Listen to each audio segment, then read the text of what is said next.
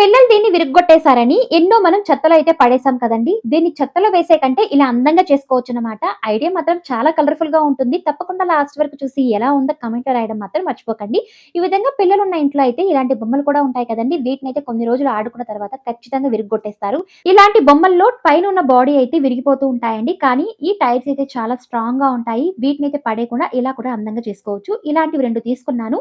సైడ్‌లో అయితే చూడండి 4 వైపులా హోల్స్ అయితే వేసుకుంటున్నాను. ఇలా 2 టైర్‌లకి హోల్స్ వేసుకున్న తర్వాత వీటికైతే నేను పెయింట్ అయితే వేసుకుంటున్నాను. కేవలం సైడ్‌లో మాత్రం వేసుకుంటున్నానండి. డిఫరెంట్ కలర్స్ అనేవి. మీకు కావాలంటే పైన కూడా వేసుకోవచ్చు. కేవలం సైడ్‌లో వేసుకుంటే చాలనమాట.